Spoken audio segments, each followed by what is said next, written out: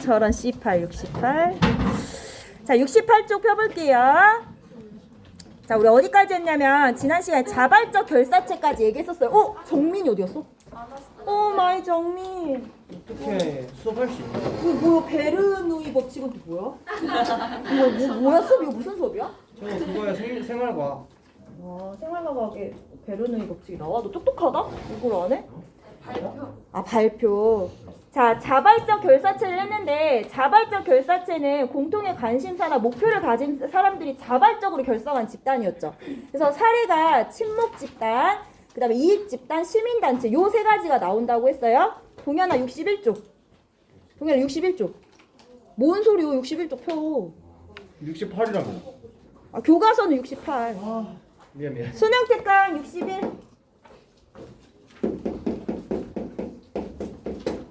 교과서 68. 자, 그래서 친목 집단의 대표적인 예는 동호회 생각하면 된다고 했었어요. 그래서 오늘 이제 중요할 거 얘기할 건데, 자, 자발적 결사체는 공식 조직일까 비공식 조직일까 이 얘기 먼저 해보겠습니다. 자, 결론부터 말하면 자발적 결사체는 비공식 조직일 수도 있고 공식 조직일 수도 있습니다. 그러니까 두 가지 다 될 수 있다라는 거야. 자, 시민단체 회칙 볼게요. 자료 1 보면 여기 시민단체 회칙이 나와 있어요. 시민단체는 우리 자발적 결사체 중에 하나다 이렇게 배웠어요. 자, 시민단체 1조 보면 본 단체는 우리 사회의 경제정의와 사회정의를 실현하기 위한 평화적 시민운동을 전개함을 목적으로 한다.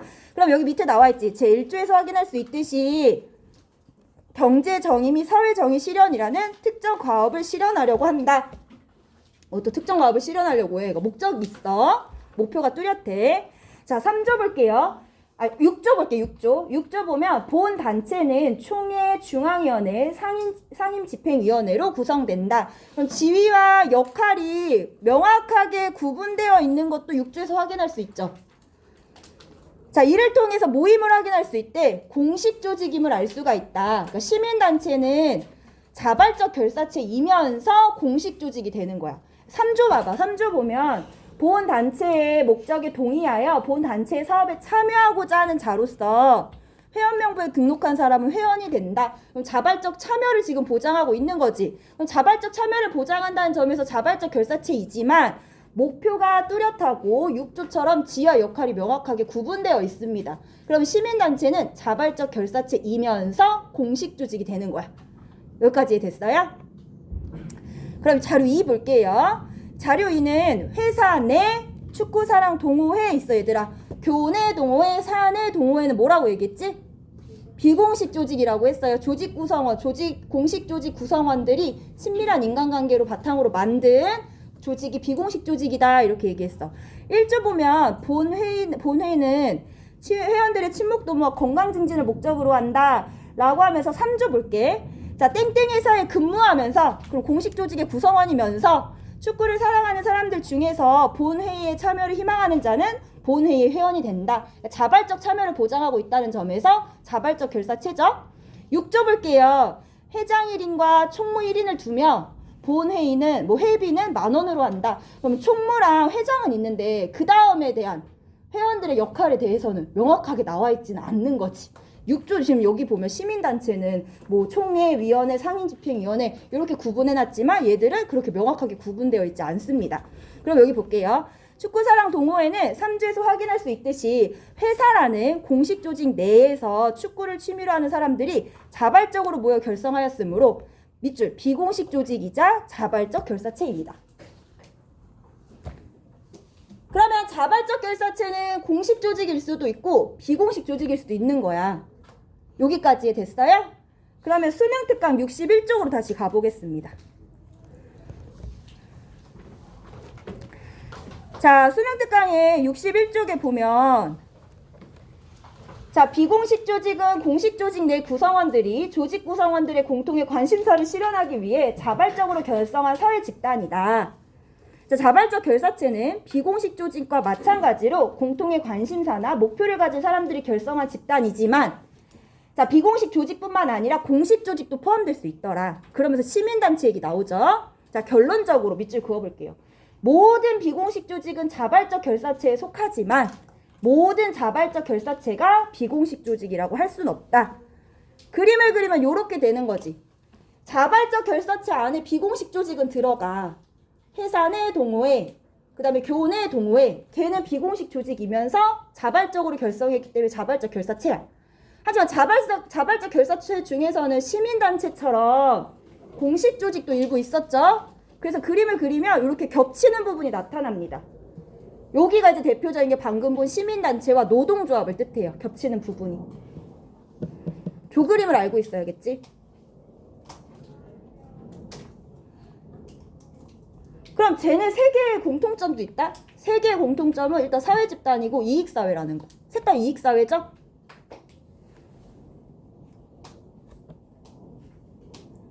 자발적 결사체 안에 비공식 조직이 들어가고 그 다음에 이제 공식 조직이 있고 겹치는 부분이 존재하는데 시민단체 노동조합이더라. 즉 자발적 결사체는 비공식 조직일 수도 있고 공식 조직일 수도 있더라.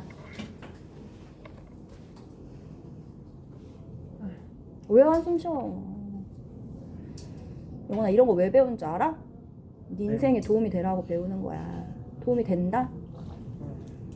요거를 큰 테두리로 묶으면 사회 집단이 되겠지. 요렇게 큰 테두리로 묶으면 사회 집단이 될 거야. 사회 집단.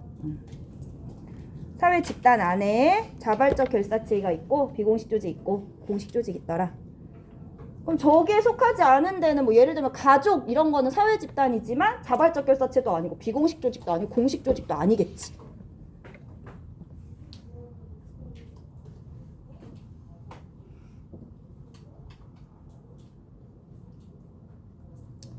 자, 63쪽 펴봐. 뒤로 넘어가 보세요. 뒤로 넘어 수능 특강 63쪽 피면 같은 얘기 나와요. 자발적 결사체 해가지고 가는 회사 내 야구 동호회, 나는 시민단체예요. 자, 자발적 결사체는 공식 조직에 해당하는 경우도 있고 비공식 조직에 해당하는 경우도 있다. 자, 가는 비공식 조직이지만 친목단체로서 자발적 결사체이다. 자, 나 같은 경우는 공식 조직이지만 자발적 결사체이기도 하다. 시민단체. 요 얘기 나와 있습니다. 다시 교과서 68쪽 볼게요. 자, 교과서 68쪽 보면 우리가 배웠던 사회 집단을 공식 조직, 비공식 조직, 자발적 결사체로 분류해봐라. 요 얘기가 있어요.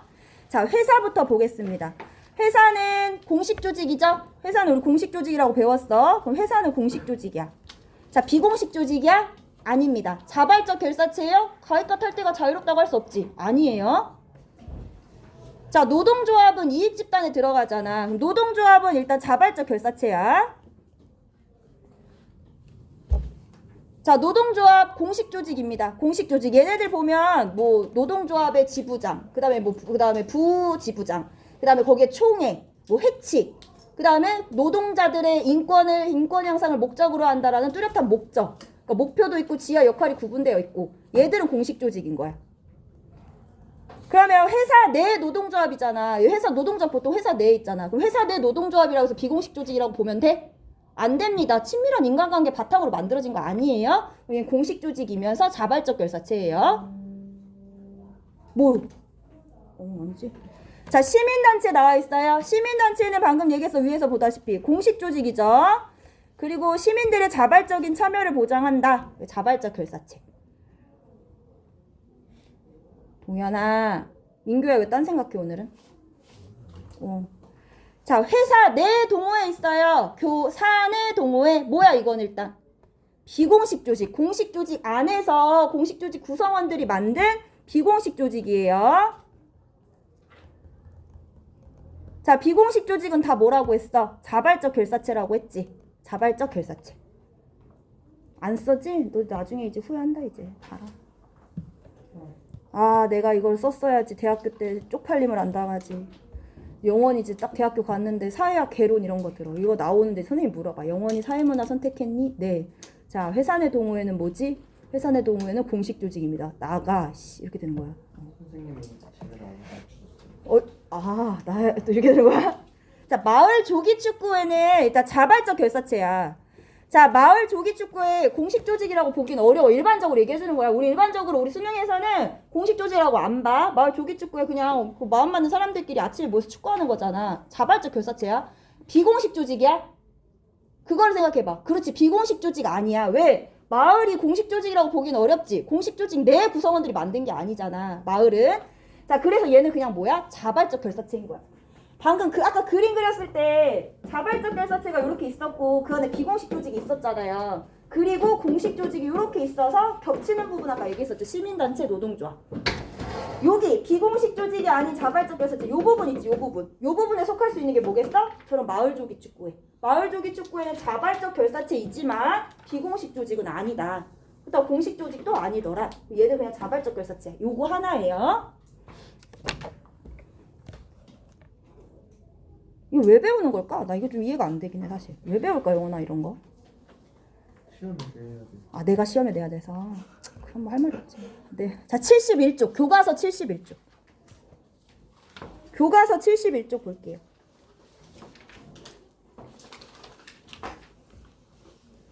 자 교과서 71쪽 2번 문제 보면 비슷한 게 나와 있어. 자 아파트 주민들이 만든 산악회는 비공식 조직이자 자발적 결사체이다. OX 해보세요. OX. 오. X지. 그치. 서영이가 너무 잘 얘기했어. 뭐가 틀렸어 서영아? 그렇지. 너무 잘 얘기했어. 방금 마을조기 축구회랑 같은 거야. 아파트가 공식 조직이라고 보긴 어렵지. 그냥 얘는 자발적 결사체인 거야. 그래서 X. 그럼 위에는 회사 내에 있는 동호회는 비공식 조직이자 자발적 결사체이다. X. 오지 이거는. 그치. 이건 오야. 나가. 그냥 걸어 나가. 자 1번 볼게. 1번. 민교야. 대놓고 핸드폰 하는 거는 진짜 비매너지 않냐? 매너가 없는 거지. 그치? 1번 볼게요. 회사 내에 있는 노동조합은 공식 조직이자 자발적 결사체이다. OX. O야 O. 비공식 조직은 공식 조직 내 구성원들이 친밀한 인간관계를 바탕으로 만든 거라니까? 노동조합 친밀한 인간관계를 바탕으로 만들었다기에는 노동조합은 뭔가 좀 딱 생각해보면 노동자의 권익 향상이라는 목표가 뚜렷하죠? 그러니까 O야 O야. 저건 O가 되는 거지. 공식 조직이면서 자발적 결사체로 가운데에 해당하는 부분. 구분할 수 있겠어요? 많이 나오는 사례들 지금 얘기해드린 거예요. 자, 그러면 이제 다 했고 우리 뒤로 넘어가 볼게요. 이제 관료제 탈거. 요거 안 했구나. 제일 중요한 거. 여러분들 여기 위에 자리 어디 있으면 필기 좀 해볼까? 헷갈리는 것들 한번 구분해보고 가볼게. 여기다 쓰면 안 되겠다. 녹화를 해야 되니까.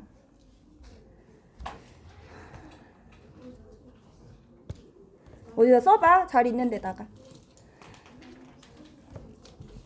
자, 뭐 할 거냐면 우리 공식적 사회화기관 기억나? 공식적 사회화기관. 공식적 사회화기관이랑 비공식적 사회화기관.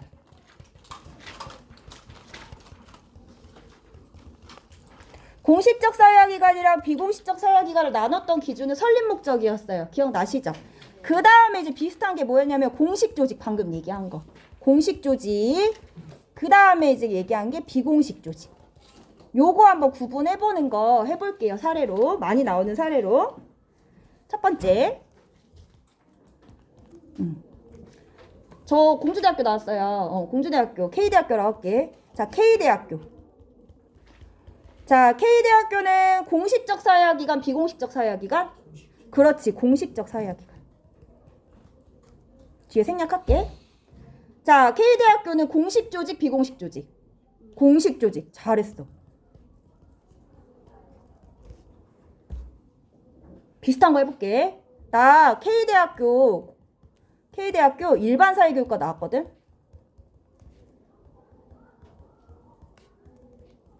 자, K대학교 일반 사회교육과 공식적 사회화기관, 비공식적 사회화기관. K대학교 일반 사회교육과. 나 학과가 대학교에서 과 없이 교육을 다 수행하려고 보니까 너무 비효율적인 거야. 그래서 일종의 분과를 나눠놓고 교육을 시키는 거지. 그럼 얘는 뭐야? 공식적 사회화기관. 공식 조직일까 비공식 조직일까?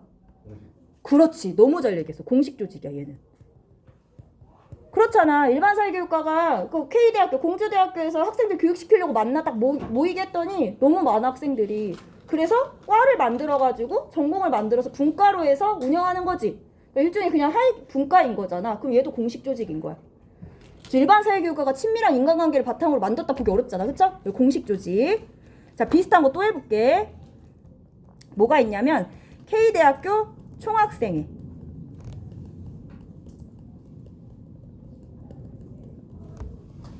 얘는 하나만 해보자. 얘는 얘들아 공식 조직일까 비공식 조직일까?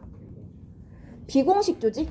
비공식 조직은 자발적 결사체인데 가입과 탈퇴가 자유롭나 총학생회가? 공식 사회가 공식 조직이. 공식 조직하고 비공식 조직. 그럼 얘는 뭐겠어? 얘는 공식 조직이야. K대학교 총학생회 보면은 회장, 부회장 이렇게 나눠져 있죠. 그리고 그 밑에 집행부 같은 것도 구성되어 있고 집행부 아래 또 뭐 부장 있고 거기에 차장 있고 총회하고 위원회 구성하고 하잖아. 얘 공식 조직이야. 공식 조직.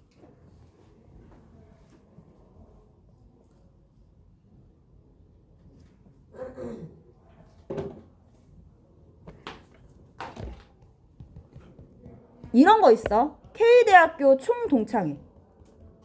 공식 조직. 자, 총동창회가 어떤 개념이냐면 우리 공주대학교 총동창회 어떤지 내가 한번 얘기해 줄게. 일단 전체 총동창회 회장이 있다. 그리고 각 지역별로 또 총동창회 그 지역별로 이렇게 나눠가지고 지역을 또 맡고 있는 회장이 또 따로 있어. 지역별 회장.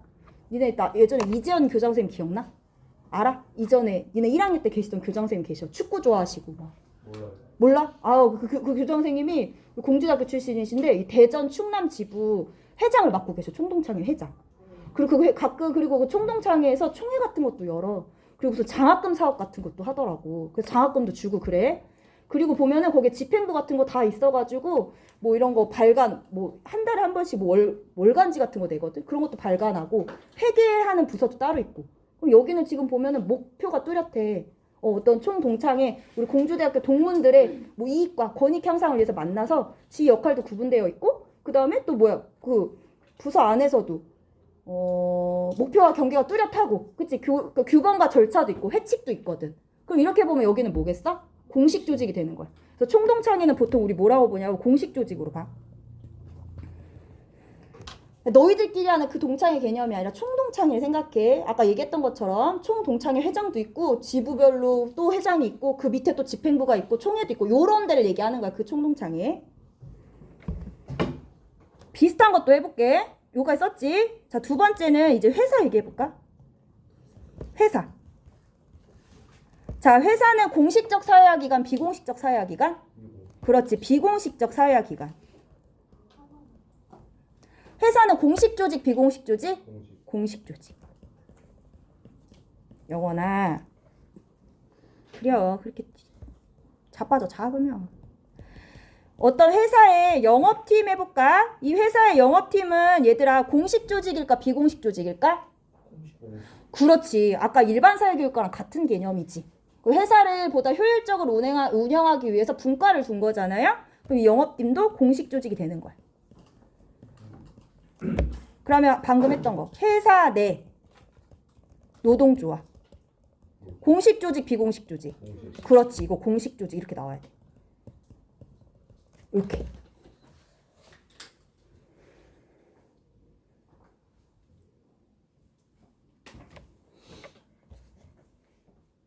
여기까지 됐어? 요렇게 이해할 수 있어야 돼.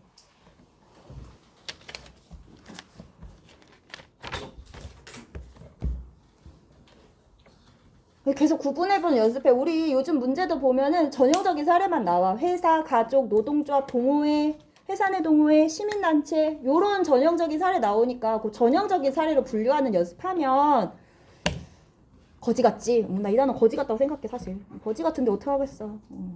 이 문제 여기서 문제 한 문제, 두 문제까지 나오니까 수능이나 모의고사에서 꼭 살펴보시라는 거.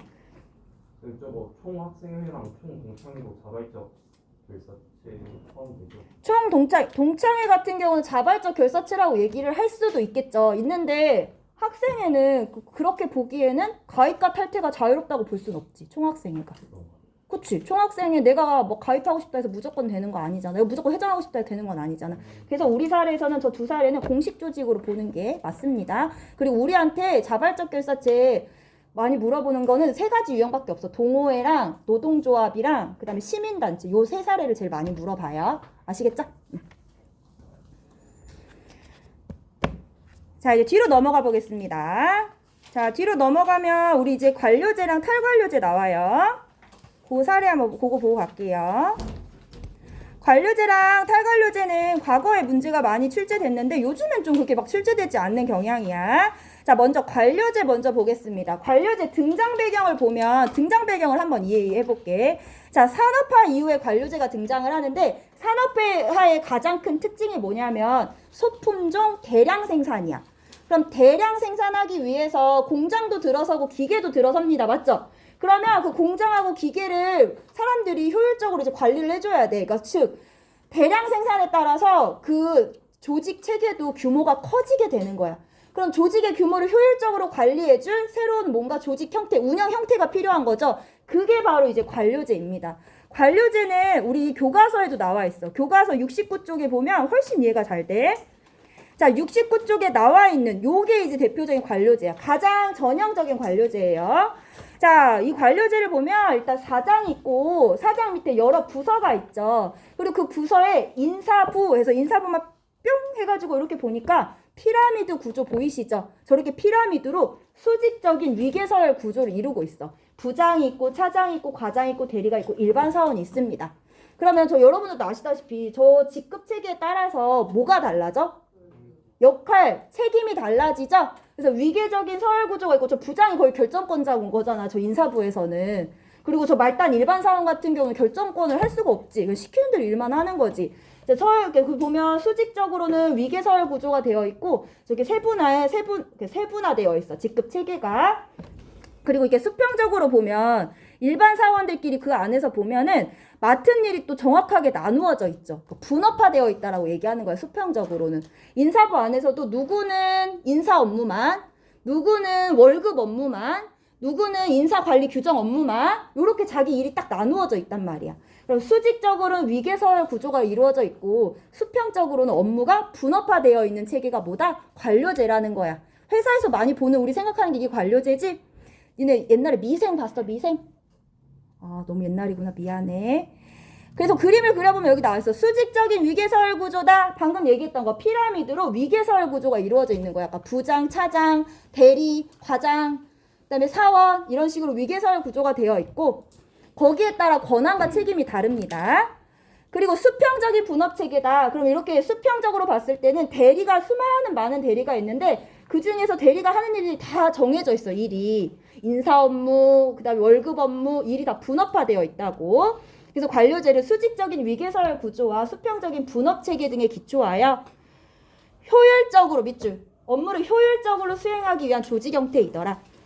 산업화 이후에 대량 생산으로 조직의 형태가 많이, 그러니까 사람이 너무 많아지니까 이 대규모 조직을 어떻게 효율적으로 관리할 수 있을까 해서 시작된 게 이 운영 원리가 관료제라는 거예요. 그럼 보면 지금 여기 같은 경우는 위계서열 구조 꼭대기가 저 사장이겠지. 사장이 오더를 내리면 밑에 대리까지 가는 구조인 거잖아. 하향식 의사결정하고 있는 거야. 사장이 딱 지시 내리면 자, 우리 지금부터 앞으로 50분씩 수업한다 또는 1시간씩 수업한다. 사장이 결정하면 위계서열 구조니까 밑으로 쫙 내려가는 말단 대리까지 내려가는 하향식 의사결정을 하더라. 그리고 봐봐. 규모가 대규모 조직이다 보니까 사장이 일일이 한 명씩 만나서 지금부터 우리 50분 수업할 거야. 1시간 수업할 거야. 의사결정을 다 말하기 어렵겠죠. 그럼 어떻게 해? 중간에 관리층을 두고 내가 이렇게 의사결정한 거 니들이 밑에 말단까지 전해줘 라는 중간관리층이 중요해. 그래서 관료제 같은 경우는 중간관리층의 비중이 높은 편입니다. 뭐와 비교해서? 뒤에 배울 탈관료제랑 비교해서 중간관리층의 비중이 높다라는 거. 부장 같은 사람들의 비중이 크다는 얘기야. 우리도 학교도 있잖아. 나눠지는 거 알지? 학교도 보면은 관료제야. 교장 선생님 있고 교감 선생님 있어. 그리고 그 밑에 학년이랑 여러 가지 부서를 담당하고 있는 부장교사가 있어. 그리고 그 밑에 이제 나 같은 일반 평교사가 있는 거야. 그럼 매주 월요일마다 뭐를 하냐면 부장회의를 해. 부장회의를. 그래서 거기는 참석자가 나 같은 평교사가 가는 게 아니라 교장, 교감 선생님, 부장교사들. 그럼 거기서 결정된 거를 부장교사가 말단인 나한테까지 전달을 해주셔. 그럼 걔가 뭐야? 걔래. 부장교사가 뭐야? 그러면 중간관리층이 되는 거지. 그 비중이 중요하겠죠. 왜? 의사결정을 전달을 해줘야 되니까. 그리고 거기서 결정된 게 나한테 내려오는 거지. 위에서 내려오는 형태지. 하향식 의사결정. 이렇게 보시면 돼요. 자, 특징 보겠습니다. 일단 위계서열 구조잖아. 그래서 권한과 책임에 따른 위계서열화가 되어 있더라는 거. 그래서 권한과 책임을 서열함으로써 의사결정의 혼란을 피하고 일사불란한 업무를 지향하더라. 위에서 위계가 서열화되어 있으니까 사장님이 한마디 딱 지시 내리면 하향식 의사결정 쫙쫙쫙 내려와가지고 그에 따라서 바로 일처리를 해버리는 거지. 그러니까 일사불란하게 업무를 처리할 수 있더라. 자, 수평적으로는 분업체계라고 했어요. 자, 분업체계를 업무의 전문화 세분화다. 네가 할 일, 내가 할 일 정확히 쪼개놔서 하나하나 자세하게 분업화하고 세분화하고 전문화해 놓은 거야. 자, 구성원들이 수행해야 될 업무를 세분화함으로써 구성원 간 업무의 중복을 피하고자 한다. 선생님들 사이에서도 1학년 교무실, 3학년 교무실 그 사이에서 선생님들이 맡은 일 다 분업화되어 있어. 세분화되어 있고 그것만 해, 그 선생님은. 나 같은 경우는 1학년 평가거든. 그럼 나는 뭐 하냐면 뭐 평가계획 같은 거 내시면 그거 수업하고 그거 다 체크하고 나는 그것만 해. 그게 전문화야, 내 입장에서. 그리고 업무가 또 다른 선생님은 뭐 생활지도 하시고 다른 선생님은 일과 출석 서류 같은 거, 출결 서류 같은 거 확인하시고 전문화, 분업화되어 있지. 업무가 또 세분화. 1학년 업무를 다 쪼개가지고 나눠준 거지. 세분화. 자, 규약과 절차에 따른 업무를 수행한다 이렇게 나와 있어요. 자, 규약과 절차에 따라 업무를 수행하니까 업무가 표준화되어 있겠지. 나 같은 경우도 평가 업무를 수행하는데 이렇게 책이 있어. 그 책에 따라서 업무를 수행하는 거거든. 그 업무의 표준화야. 그러면 내가 만약에 너무 아파. 코로나 걸려가지고 일주일씩 못 나와. 근데 그때가 시험 기간이야. 그러면 아무도 일을 못 하나? 아니야. 뭐는 남아있어? 규약과 절차는 남아있잖아. 책 보고 다른 사람이 업무를 수행할 수 있는 거야. 그럼 뭐가? 업무의 지속성이 높아지겠지. 예측 가능성이 높아지겠지. 그런 게 이제 밑에 안정성, 지속성, 예측 가능성을 확보할 수 있다라는 거. 그리고 규약과 절차에 따라 수행하니까 나의 이해관계나 사적인 감정을 넣을 필요가 없는 거야. 그냥 이 문서대로 책에 쓰여져 있는 대로 업무 처리를 하면 되니까. 그래서 경력에 따른 보상과 신분 보장을 하더라. 여기서 말하는 경력은 연공서열을 얘기합니다. 연공서열은 연수가 공이되어 서열을 이룬다 이런 얘기야. 그러니까 한 분야에서 오래 일하면 여기에 숙련도가 높구나, 여기서 일을 오래 했구나 라고 해서 연이 공을 이뤄서 서열을 이룬다는 거야. 그래서 그만큼 오래 일하면 돈을 더 많이 주는 거였지, 보상을. 대표적인 게 호봉제예요. 호봉제. 교사도 호봉제인 거 아세요? 저기 누구지? 일어나봐. 동현이랑 민성이 일어나. 교사가 호봉제인데 교사가 9호봉부터 시작돼. 9호봉부터 시작해서 1년이 지나면 10호봉, 1년이 지나면 11호봉. 그러니까 연수가 올라가면 올라갈수록 어떻게 돼? 서열을 이뤄서 점점 월급을 더 많이 준단 말이야. 그래서 이 호봉제가 대표적인 관료제의 임금 체계야. 연공서열에 따라서 보상을 하더라. 그러면 이제 여기서 한 20년, 30년 되신 교사분들은 나랑 월급이 진짜 내가 쳐다볼 수 없겠지. 그런 식으로. 근데 이거 단점이 뭐겠어? 연수가 공이 되니까 그냥 나 가만히 있어도 1년은 흘러가지. 그러니까 사람들이 굳이 내가 뭐하러 열심히 일을 해. 1년 뒤면 어차피 호봉이 올라갈 텐데 이런 생각을 한다는 얘기야. 그래서 밑에 보면 단점이 무사 안일주의가 발생할 수 있다 이 얘기야. 오늘도 무사히 하루를 보냈구나. 특별하게 신경 안 쓰고 특별히 나서지 않아도 그냥 무사하게 하루를 보내면 된다는 거지. 무사 안일주의. 그러니까 소극적인 경향이 나타나더라. 그래서 지위획득의 공평한 기회를 보장하더라. 그래서 공개적인 경쟁 방식에 따라 일정한 자격을 갖춘 사람들을 구성원으로 선발하더라. 이거는 이 관료제가 나온 시대적 배경하고도 관련이 있어. 산업혁명 이후에는 우리 시민혁명 이후라서 이제 민주주의가 확산되는 시기죠. 민주주의가 확산되니까 공평, 평등 이런 걸 강조한단 말이야. 그래서 뭐야? 지위획득의 공평한 기회 보장도 이때 관료제 같이 등장이 됩니다. 자, 순기능 보면은 대규모 업무를 효율적으로 수행할 수 있다. 왜? 얘는 대규모 조직을 효율적으로 관리하기 위해서 나타난 조직 운영 원리니까. 그리고 두 번째는 얘기했어요. 규약과 절차에 따라 업무를 수행하기 때문에 안정성과 지속성, 예측 가능성이 보장이 되더라. 그리고 업무의 책임 소재 명확성이 높지. 일단 권한과 책임이 정확하게 구분이 되어 있고 또 업무도 분업화되어 있어서 내가 맡은 일을 전문적으로 하고 있잖아. 그러면 만약에 평가에서 빵꾸 났어. 그럼 이 사람이 잘못했네? 바로 되는 거지. 책임 소재의 명확성이 높다. 네. 자, 역기능 볼게요. 역기능은 규약과 절차를 지나치게 강조할 경우 목적 전치 현상이 나타나더라.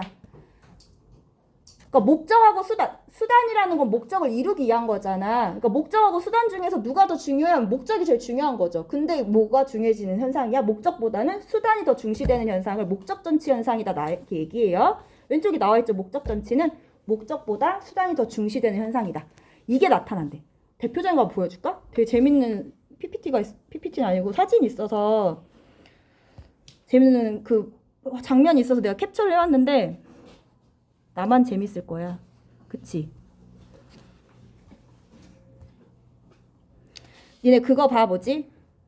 아무튼 출근? 요즘도 하나? 아무튼 출근이라는 게 있어. 아무튼 출근이라는 프로를 봤는데 거기서 누가 나왔냐면은 사무관. 공조직에서 근무하는 공무원 1년차 이규빈이라는 사무관이 나왔는데 이 사무관에서 있었던 일인데 브이로그가 이렇게 나와 있어. A가 필요해서 그러니까 A라는 정책이 필요해서 필요하다고 보고서를 올렸더니 필요 없으니 필요 없다는 보고서를 올리래. 자 봐봐. A라는 정책을 만드는 게 목적인 거지. 그 목적이고 그걸 이루기 위한 수단이 보고서야 보고서. 그런데 지금 뭐야. 그 A라는 정책이 필요 없어지니까 보고서를 또 올리래. 지금 뭐가 더 중요시 되고 있는 거야? 수단이 더 중요시 되고 있는 거 보이시죠? 이런 현상이 자주 발생한다라는 거죠. 우리 뭐 저기 주민센터만 가더라도 다 뭐로 하래? 적어오세요 이렇게 얘기하잖아. 적어갔어. 그럼 뭔가 또 서류가 없어. 서류 챙겨오세요. 그럼 또 서류 챙겨갔어. 뭐가 빠졌어요? 또 서류 챙겨오세요. 결국엔 내가 뭔가 민원을 해결하기 위해서 갔는데 서류만 계속 내는 현상이 발생해? 서류가 뭐야? 여기서는 그 민원을 해결하기 위한 수단인 거잖아. 그 수단이 더 강조되고 있는 게 목적전지 현상이라는 거. 왜 그래? 규약과 절차에 따른 업무이기 때문에 그래. 절차가 중요하기 때문에.